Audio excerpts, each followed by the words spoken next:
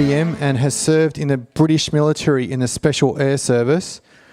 Today he's working as an EMF environmental consultant, offering professional testing, planning and strategies to alleviate EMF. He is very well versed in the world of electrical magnetic fields, the hidden dangers behind that.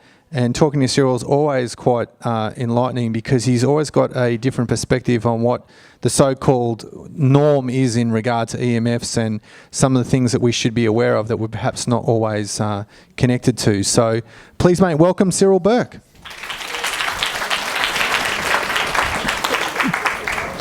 Good afternoon. After that last presentation, I feel like I'm a bit loud, but my apologies. That was absolutely beautiful before, put us all in a fantastic space. So my talk today is to have a look at some of the things that have been going on over the last few years and things that you might not be aware of related to the EMF world. So as Anthony was saying, yes, my background is from the engineering point of view. I've worked for the British military, I've worked for the British government, I've worked for the Hong Kong government, I've worked for the Australian power companies, I do contract work for Australian hospitals, the Australian military, the telecom companies. I wrote the 5G testing to stop installers hurting each other, putting gear in.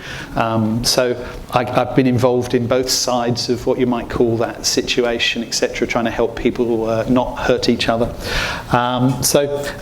I spent almost 10 years in the pain management world, so I left engineering and I went into pain management, specialising in biofeedback and the electrical functions of the body.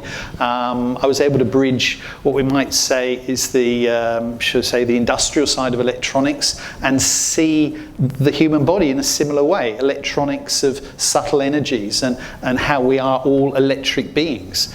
So we all produce light and we function within an electric universe. So it all made sense to me in that way. I actually was really enjoying the pain management world and helping people in rehabilitation, and I worked with Olympic athletes and professional athletes as well as the public. And then bit by bit I became more and more aware of EMF in a general way, in the way we were looking at EMF maybe 10 years ago. And I say that because 10 years ago EMF was quite different in our minds to what's going on now, or what we're now more aware of. And that's what I'm going to be bringing you today, a little bit more of maybe what you're not aware of, but what's maybe being put upon society and our neighbours, so to speak. You might see some of this happening in your homes, in your street, in your society. So we're going to have a look at some of those areas. So when I left the pain management world, it was triggered very distinctly by a number of issues, including my business partner actually dying of EMF poisoning. She died of a brain tumour at 52 through using a laptop and a mobile phone instead of being in an office plugged in and using landlines, etc. And it was really distinctly obvious. And during the last couple of years, through what we've realised has gone on, people have been pushed to work at home to use their mobile phones and their laptops on their Wi-Fi 8 to 10 hours a day, exactly the same environment that my business partner died in. And there's a lot more to it than that. And I realised I didn't want to perpetuate that situation. I wanted to get to the root cause and resolve it.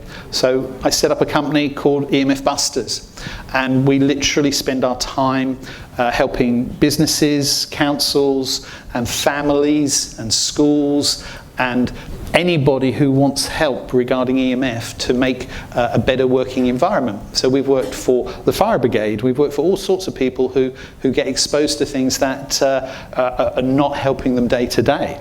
So I was lucky enough to be invited by Anthony to actually speak in the 2019 paradigm shift, and I'm going to highlight some of the things we talked about, because by seeing what we talked about 4 years ago, you'll realise what a dramatic change has occurred in our psyche and our environment. Okay, so listening to the normal talk about EMF, you might find people talking about the towers and Wi-Fi and Bluetooth. And our experiences with those were things like, try not to live under a tower, don't use your Wi-Fi as much as maybe you are right now. Try not to use Bluetooth as much as you may have been doing. And life was about maybe reducing these and not exposing yourself 24 hours a day. And we had a fairly straightforward view of it at that time. Try to reduce it and you'll be okay. Okay, that was our mindset 4 years ago. Magnetic fields and wiring issues, that's where specialists like me would come in and actually measure magnetics and say, okay, well, there's a solar inverter or there's a meter box and you don't want that on the bedroom wall. So we would guide people through things like designing rooms and renovating and putting shielding in place. We actually import cobalt laminate, which is a material you've probably never heard of, but it's one of the unique materials that's capable of shielding a person from a magnetic field. So we can put it in the wall or we can put it around high power cables and things like this. So we bring lots of engineering tools that can help people in their homes. We looked at electric fields. Now most people don't realise until we do testing in their homes that the electric field that's in the wall, that's the wiring in your house and the lighting wiring, it pulsates at about 50 times a second. That's why they call it 50 hertz, because every 50th of a second it goes positive, negative, positive, negative. It's shunting electrons backwards and forwards along a cable. Well, that produces a field that spreads out around the house and around the bedroom. So if you're within about 4 meters of a wall in your house, the electrons are going straight to you and charging your body. It's causing calcium channel gate toxicity, and it's preventing your body from healing and sleeping properly and going through the normal detox overnight. Now that's not your mobile phone. That's literally the wiring in your house. The mobile phone is also adding to all of these things, but at different frequencies. The same with your Wi-Fi. We had what we call dirty power, which originally we looked at and said, okay, it's from solar systems and switch mode power supplies and a whole accumulation of equipment. And that was producing a dirty signal which was attacking the nervous system. And we could see that in studies that have been done all around the world. Okay, so there was all these categories of problem areas that we were looking at 4 years ago. Mobile phone habits, that was a nice simple area that in the past we'd say, okay, maybe have a look at how many apps you're using on your phone and whether you really needed to have all those apps on your phone. Maybe some of them could be done on your laptop and you reduce the amount of time you have an active microwave transmitter in the palm of your hand. Because if I say it that way, you actually suddenly start appreciating what your phone is. It's a microwave transmitter that feeds right into your hand, okay? And then systemically it goes all the way through your body and changes electrical fields in your body. Now pH is something that you think of as chemistry, isn't it? But actually pH is an electrical voltage indicating acid and alkaline, okay? So if we're charging your body with all these electrical fields, we can pervert where your acid and alkaline levels are, and in fact we can drive you into inflammatory responses, and that obviously goes on to every disease we know.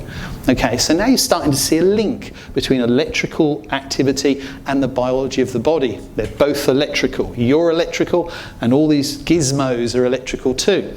Now, one of the other things we would have looked at 4 years ago was looking at lighting and saying, okay, if it's a blue light or it's a really bright white light, that's going to mess with your hormonal cycles. And we'd educate you on bringing all these things back into a correct balance, getting you to look at the sun as it rises in the morning, understanding that a big bright light in your kitchen is going to mess with the way you sleep and basically take away REM sleep. So we would have educated you on that. And that's the type of thing that we talked about 4 years ago. And all of those things are absolutely relevant today. And when I do a workshop or if I go to someone's home and do a consult, these are still the target areas where we really want to educate people. But tragically in the last 4 years, other things have come into our field of view. And I'm going to share those with you. all right? Because if we don't talk about them, if we don't know those things are potentials or actually actively out there occurring, we can't be conscious, we can't be understanding really the overall picture. So all of these things that I've got on the screen there, they were the things that we traditionally talk about with EMF. But let's have a look a little bit further now. Where are we right now in 2023? Okay, I've got 3 notes on there. Now the first one is a patent done by Pfizer. Okay, I'm sure most of you might have heard of that company. And because of the last 3 years and what's gone on, I don't need to go into too many details. But they came up with a patent, and it was only one patent out of 18,500 patents, all trying to do the same thing. That's a hot topic, isn't it? That's a topic where a company and groups of companies really, really want to get a patent to do a certain job. That's why they overrun the patent office with 18,500 different versions of a patent that tracks living humans and their vaccination status using microwave technology, pulsating, okay? Pulsating microwave technology, right, of 2.4 gig, which you'll find in your routers, but also, excuse me, also from cell towers, from satellites, and other devices of the Internet of Things. So they've gone to a lot of effort to make sure they own the patent to track your health from your body live 24 hours a day wherever you are on the planet if you've taken part in some of their medical trials, okay? And they want everybody to take part in those types of trials, okay? Now, most of us didn't know that that patent and all those other patents had been put in place. But you spend a lot of money putting patents in place, you intend to use them, don't you? The second note I put down here is there have been reports all over the world, right? So many, I haven't even bothered referencing them here. And if you do a little bit of research, I'm sure you're very aware of it, okay? But the global population, bit by bit, they've been trying to get graphene oxide and paramagnetic materials into the body. So what does paramagnetic mean? It means it's a material that reacts to electric fields and it literally can self-assemble, okay? And you can give it energy and it will create something, take the energy away, and it will disappear or reassemble in a different manner. And that technology is not theoretical, it's real, it's out there, they've put patents in place, and there's lots of examples of it being in use. Again, that was something 4 years ago we weren't even talking about. We weren't even thinking about being poisoned through a food chain with paramagnetic materials to be self-assembled within us when we're exposed to a Wi-Fi signal. That sentence wouldn't have made any sense 4 years ago, would it? And now we're looking at it going, holy crap, what's going on? Okay?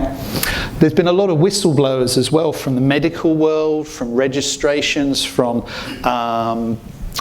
agencies, from regulatory authorities, where people have realised things are not being done the way they should be, okay? Or technologies are being put in place that potentially could cause huge harm to people, okay? So we've got whistleblowers around the world who've actually gone out and actually made statements that have put them in quite a bit of danger. Now, I am very lucky because not only do I get to help people in their homes and shield homes and do engineering for them and actually deliberately try and find out what's in their homes or what's impacting on their homes, I actually do work for industry as well. I have a situation where we import the very top level of monitoring and test equipment, and they're used by hospitals, telecom companies, power companies, etc. I get to use that technology when I'm testing people's homes, but I also use that and provide that to major businesses. So it gives me access to equipment which the general public don't get to use. And there are all sorts of standards involved in that type of technology, including what we call ISO 17025, which means the meters we have are legal truth, that if we can make a recording with these meters and it's used in legal cases, and the barristers employ me to do recordings of telecom and power in a way that it can be used in court. So it's legal fact when I do a recording with this technology. Now in front of you on the screen is a typical telecom at a distance, and in fact this was at Nambour here on the Sunshine Coast. The location of this is just a bit over 1 kilometre from a particular tower that's there. Now I just draw your attention to what the chart looks like. It's activity, it's traffic on the tower, isn't it? So people making calls, people driving by, you've got a natural activity on the tower, and that's a normal event. The red line is the average value, and behind this would be a big data pile. So basically we record every half a second or so, and we can record millions and millions of data components, and that can be put into a chart as in this, and it can be used in spreadsheets and legal documents and things of this nature. Now at the location that this was taken, this was also taken. Now that doesn't look the same, does it? That doesn't have the rise and fall of traffic up and down, people making calls, driving around, signal strengths going up and down. This has basically 3 big spikes, and then it goes load test, full power load test. That was 91,330 times more than the normal day-to-day signals from that tower. I'll repeat that. That's 91,330 times the normal signal recorded at that tower at that location. That's not a telecom conversation, is it? That's a load test, right? Now why would you test equipment at that level? You've already listened to the video. I think you can link the things together, can't you? What else is going on? Okay, I've put it here now. What is going on? Has anybody heard of HAPS? Anybody aware of these? No? HAPS, high altitude platform stations. These are drones, right? They're made in the UK, and they've been making them for years. Okay, they make them in the UK by a company that's an offshoot, a private leg basically of the UK's Ministry of Defence, and they designed these amazing drones that are covered in solar panels that are assembled, or should I say manufactured, by Airbus. Okay, so Airbus are the people that make the big airplanes that you see around the world. So they make these, and then they're put together in a semi-assembled state into sea containers, and they're shipped from the south of England to Western Australia. And then 4 guys open the doors, bolt the wings on, walk it out onto the runway, and another one takes off. Okay, and it takes 18 hours to get that to 70,000 feet. And it's been going on for years and years and years. And the general public have no idea that it's happening.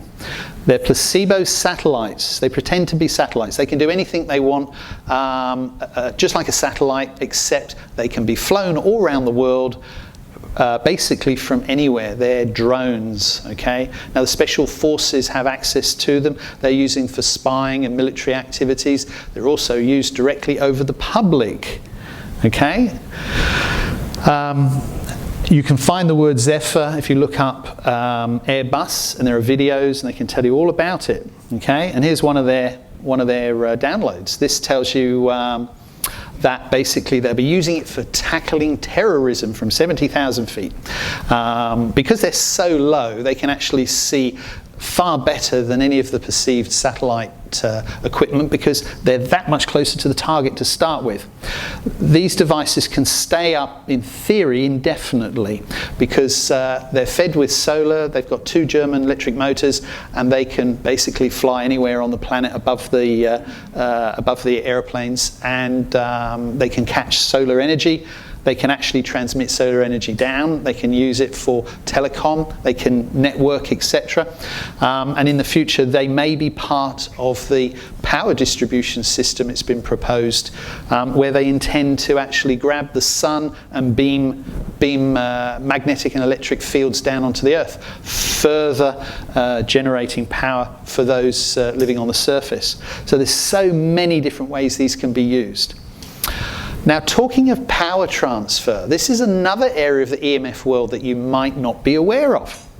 There are companies all around the world scrambling to produce ways of charging every single device you've got and every device you didn't even know you needed from radio waves.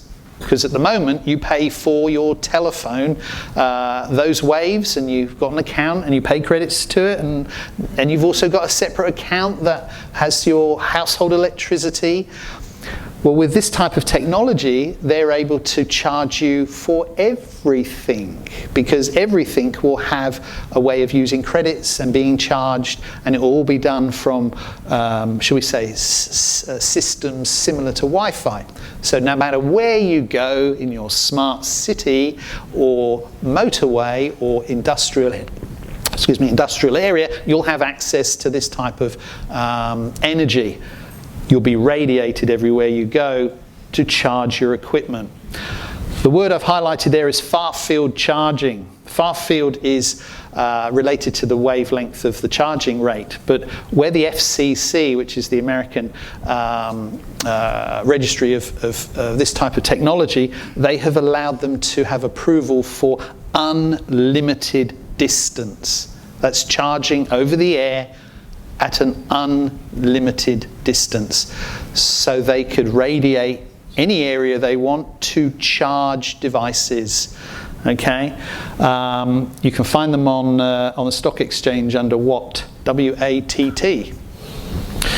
This is what the chip looks like, and the coin in the middle is a 1-cent coin, which is about the same size as your thumbnail. Okay, and as you can see, it's a fraction of that size. It can be put into virtually anything, including people. Okay, it can pick up and create enough electrical charge to run devices. Right, this will change the way batteries are used. But I think you're aware now of the charging issue of it. Radiate you everywhere you go. And it'll become part of this type of equipment. All these toys and more, okay? Everything, and they can use it to track where you are, not just know how much you're using, and potentially they'll be able to sample the data that's traveling through those devices of Internets of Things as well. Now, where are we moving to, or where are they perceiving they might want to take us with all these new toys?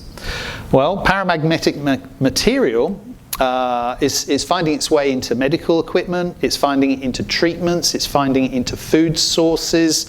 There's so many different ways it's being hidden because there isn't any clear explanation for this type of activity when it's provided in drinks and things of this nature.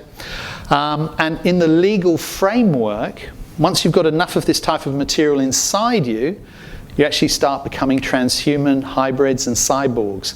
They sound like things that would be out of a Doctor Who or some science fiction, but actually legally they've already made decisions on this. They've already had the law courts go through this and had test trials and make precedents, and these are the precedents. Once this stuff gets into people, this is their recategorization.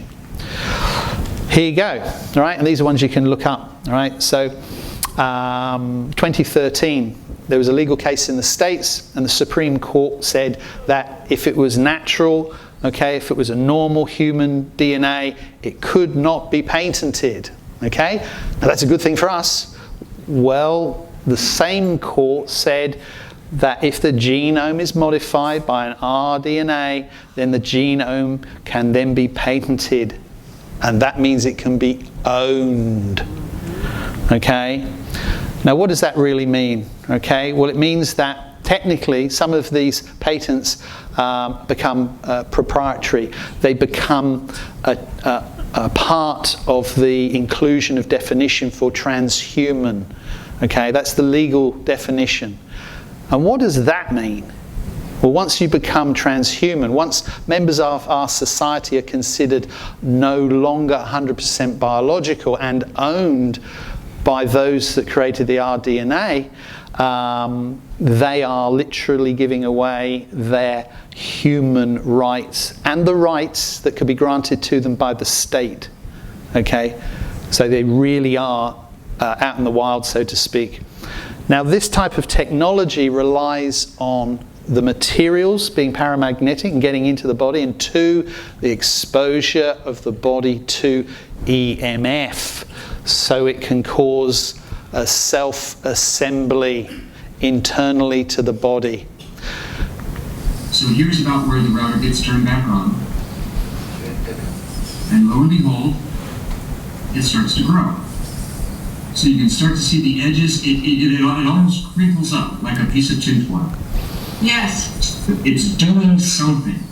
And that's the only thing that I can take away from this without knowing a heck of a lot more about nanotechnology. Wow. So that's the router turning off, the router turning back on, and look at it going, now it's forming straight edges. It is. And corners. Recreating some of the individual components, and they might not be identical. So this could actually be a programmable way to delete a circuit and recreate another one, or the same one. So what they're talking about and what they're looking at are materials that, in the presence of a Wi-Fi signal at 2.5 gig or 2.4 gig, it literally takes information off that Wi-Fi and assembles itself.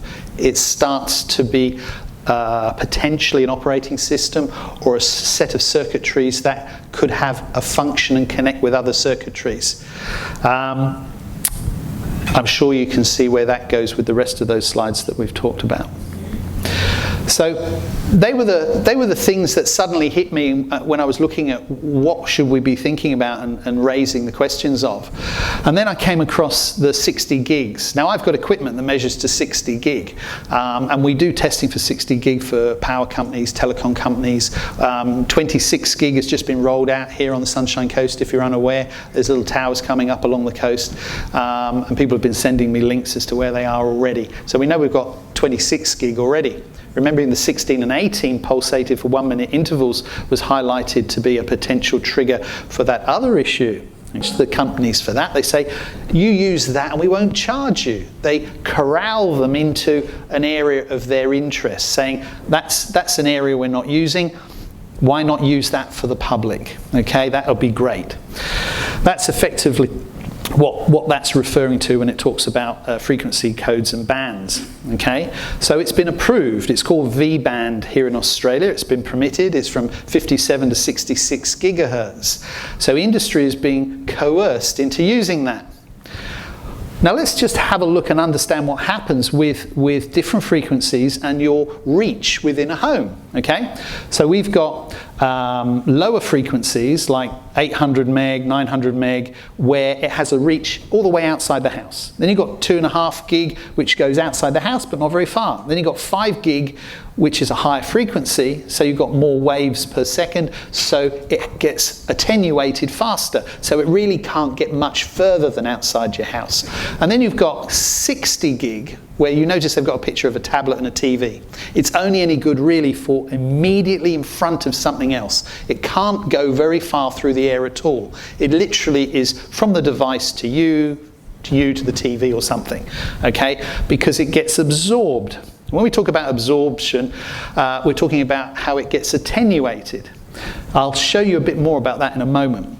Now, band steering. Each one of these domes is a band of frequency, and we've now got what we call Smart Connect, where it tries to override the choice, as in at the moment you choose a 5 gig or 2.5 gig on your router and go, okay, well that's a bit better for being in the garden, I'll just use that. What they're going to have in the future is a Smart Connect, where you have no knowledge of what frequency you're using. the protocols and the algorithms inside will target and decide exactly what it intends to use, and you're just the user. You just walk in, it talks, smart connects, etc. Now, why is that a problem? Because it's going to railroad you into 60 gig when you're up close to it.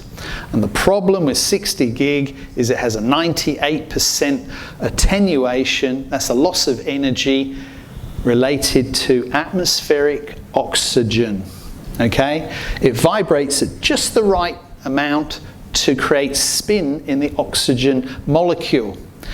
Now, one of the other side effects of it, or one of the things that happens at that frequency, is that they get very little interference because it's being absorbed so quickly. So they say, well, that's really useful. We've got very little crossband interference. Like you might have multiple devices all on that same frequency, but it's not going to interfere. But where's the issue for us? Okay? You can see how sharp that space is, where it absorbs oxygen, right? Or should I say the oxygen prevents it from being usable, the electric field. Some of you may be aware of this gentleman here, Ollie Johansson, okay? Basically, he's in Stockholm. He's at the top of the EMF world. And to really get straight to the point, it impacts on the oxygen, which then prevents the hemoglobin from functioning in the body and prevents you from breathing. Right? Stops the blood from getting oxygen to the rest of the body. And that frequency has been given free to all industry to basically drive them into using it. And now you're aware of it. So when you see the word Smart Connect, you'll be looking to see if it has a 60 gig unit, right? I think you can make sense of that. Now, this gentleman here, he's an excellent doctor, fascinating guy. There is basically, he's Dietrich Klinghardt. He basically says 50% of all his patients pay attention to what he's saying. They stop the EMF in the house and they get better, and the others don't, and they don't get better. All right. Now I have a video here. I'm going to run it. It runs about 8 minutes, but what he's got to say I felt was really worth listening to. What do you feel if you have to take this big step back and see it all? Do you think it's a matter of light versus dark? What's the biggest scope you can say it's happening on the world? Well, of course, that's, I could give many answers to that, but I think light versus dark is the shortest way of expressing it. In different lectures that I gave, so make it very clear. We don't have to go into the details. In Rudolf Steiner, the Austrian mystic, it was very active in the early part of the last century, the founder of Waldorf schools and biodynamic farming and completely new kind of alternative medicine. He predicted, that towards the end of last century and the beginning of the century, there will be a movement driven by big corporations to take the soul away from people, to disconnect people from the higher world. And in order to do that, we have to destroy the pineal gland in people. And I followed the research on it, and amazingly what we found, the pineal gland is the most sensitive part of our central nervous system, and it's highly, highly, highly sensitive to 4 things: aluminum, glyphosate, fluoride, and Wi-Fi. And we are the only country in the world that has pushed these 4 things in the last 60 years or so on everybody growing up here. And so what I feel, what I observe, and what we're also testing in our ART system is that people have severely calcified pineal glands. And I show the anatomy in some of my courses. It's very clear that the pineal gland is a receiver for higher fields of energy and translates them into thought and into actually controlling our immune system, our endocrine system, and so on and so forth. There's all science, but very few people pay attention to science. It's become the new norm, and so it is astounding that the telecommunications industry has selected the frequencies out of the huge spectrum of frequencies that are absolutely destructive to ourselves and especially to the pineal gland. They couldn't have made any better choices than 2.4 gigahertz. That the end point that when you have inhaled aluminum, as we do from the geoengineering program, and have glyphosate in the food chain, that glyphosate and aluminum combine in the blood and in the gut and in the bloodstream to form 6 different chemical compounds where aluminum and glyphosate are hooked up together, and the end point of that compound is the pineal gland. Published, that's not my idea. And what is needed for this compound to actually enter the brain is to open up the blood-brain barrier, and the current frequencies in the Wi-Fi world are exactly doing that. They open the blood-brain barrier, so toxins that used to stay in the bloodstream and in the body below the neck are now entering the brain very freely. That applies to all toxins, and so it's a new time in that way. When you think this through, you come to the conclusion that either there must have been an ultra-intelligence group of scientists who have designed this protocol to fluoridate the drinking water, to put nanonized aluminum in the air, to put glyphosate in the food, and then activate it, spark it with the right frequencies. It took me 20 years to figure out the perfect storm that is created there. And it's either a coincidence, which is possible, that enough dumb people made the wrong choices along the years. I'm still hoping that may be at least partially true. Or it's orchestrated by a very, very intelligent group of destructive minds. Or what I also believe is very possible, that there's some higher fields of consciousness that can be both tuned into the light and to life affirmative action and can be absolutely destructive, like phenomena like Adolf Hitler and others, people that come under the influence of something absolutely dark and destructive. And I do believe it's very possible that enough scientists and politicians have come under the influence of those higher fields and are acting according to it, actually not knowing on a human level why they're doing what they're doing and what they're doing. A good example is 5G.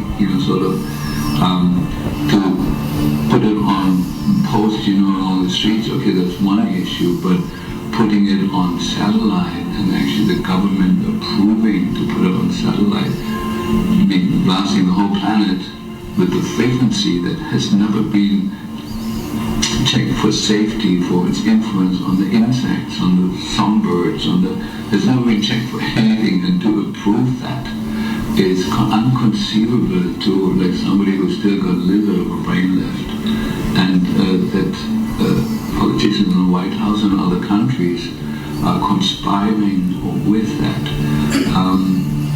Can only be explained that their brains have come under the influence of some larger, higher field that cannot be human in nature, because the human nature is always life affirmative and loving and wanting to live and make the biosphere more friendly to life, and so there's some scary thoughts about that, but I'm still hoping, I'm still putting my weight on, let's hope it's just a coincidence and enough dumb people made enough dumb decisions, and if enough of us wake up and point it out to them that there can be a reversal. The Wi-Fi can be switched off in a second.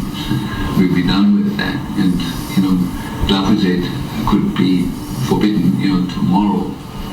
It's in the water table for many years, but there could be an end to it. The chemtrail program could be stopped like that. So the good thing is that solutions, positive solutions that are suppressed right now, that are everywhere, could be the norm of tomorrow. Within 24 hours, we could turn the planet from a creature that is threatened on all levels to paradise, virtually within 24 hours. We're still close enough to that.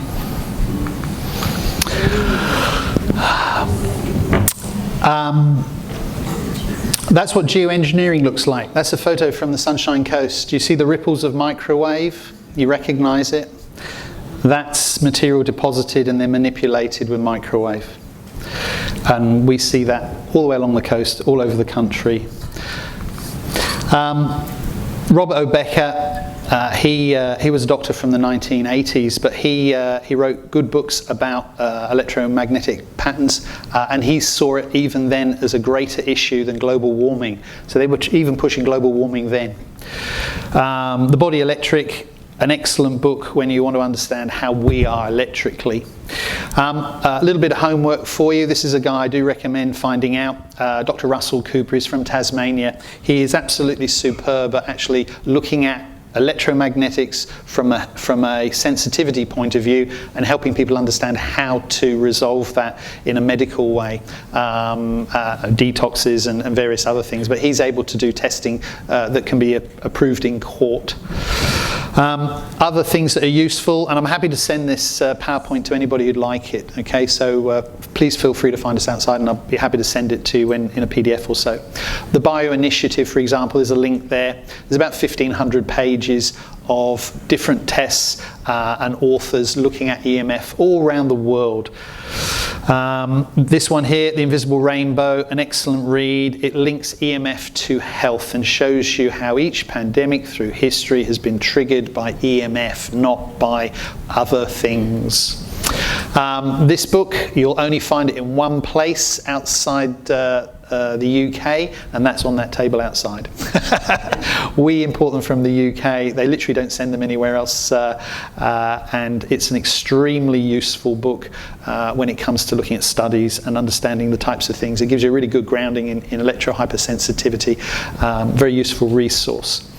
Now, dirty power has been something that I've spent a lot of time looking at over the last few years. Dirty power originally was a problem from the point of view it was used as a weapon against people.